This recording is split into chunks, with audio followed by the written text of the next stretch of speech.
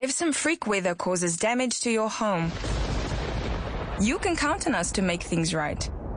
And if that weather continues for days or weeks and the water keeps rising, and your car just washed.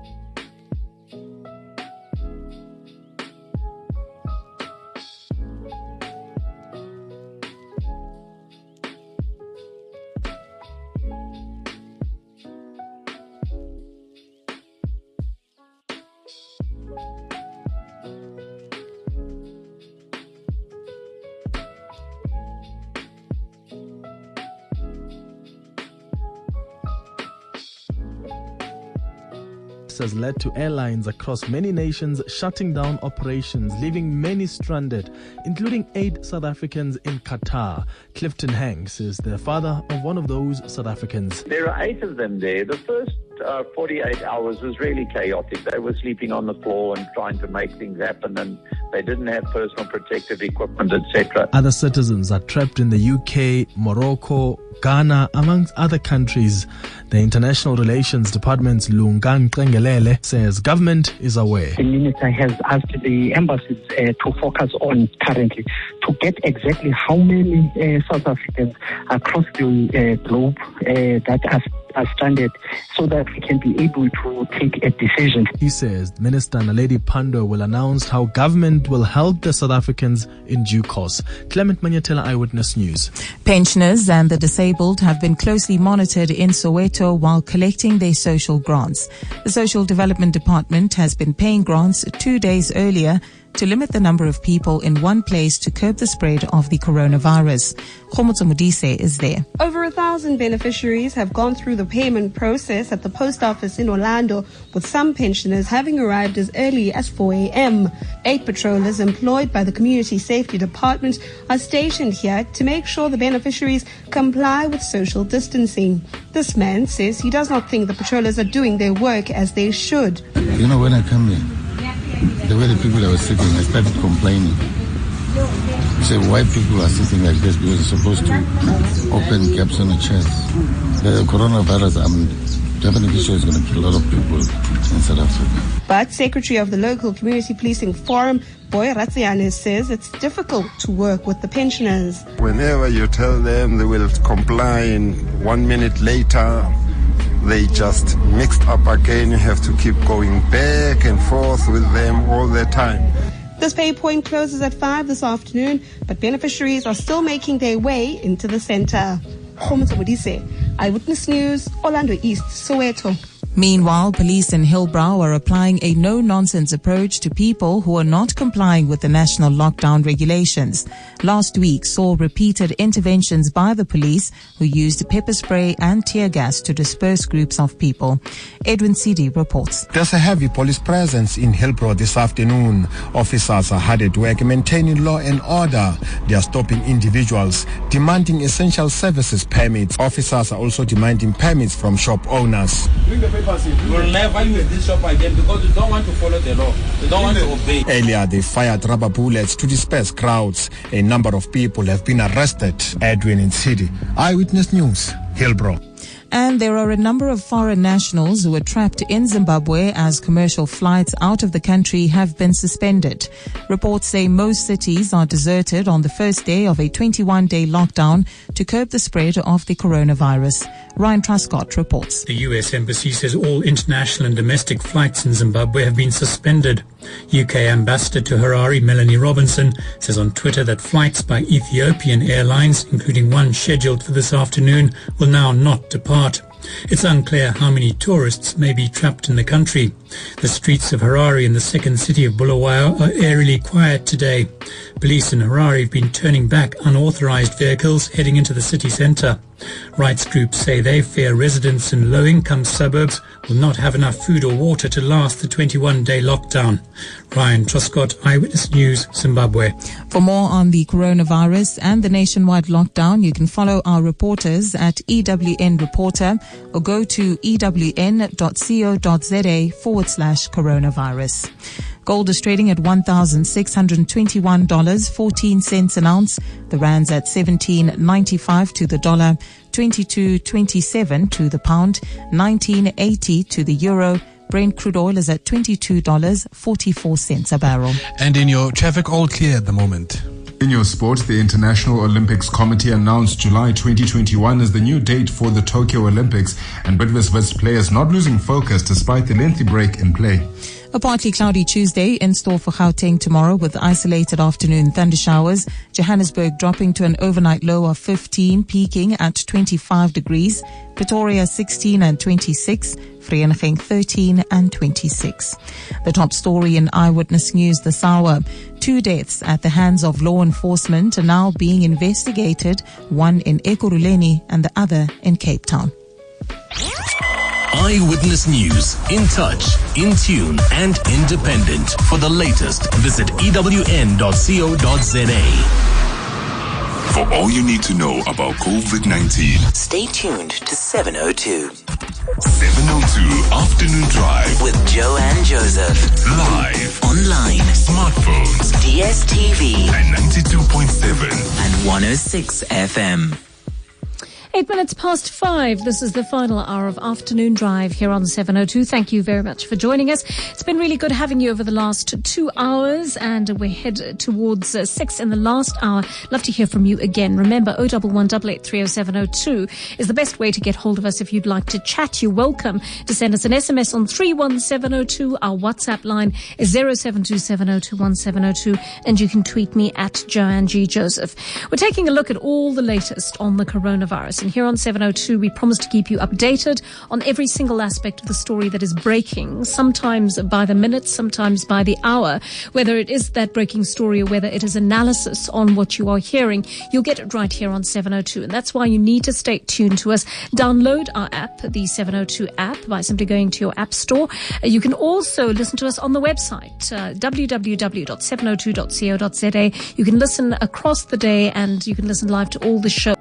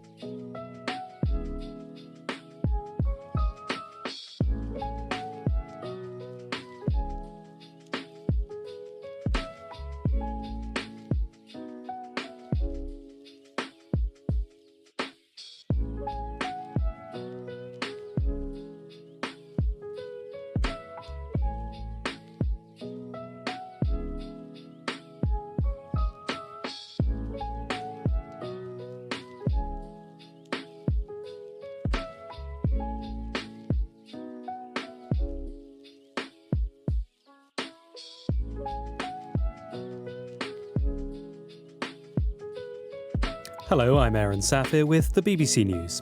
The number of coronavirus cases in Spain has surpassed that recorded in China since the start of the pandemic. New national measures have come into force, banning those in non-essential roles from working anywhere other than from home. Guy Hedgecoe is in Madrid.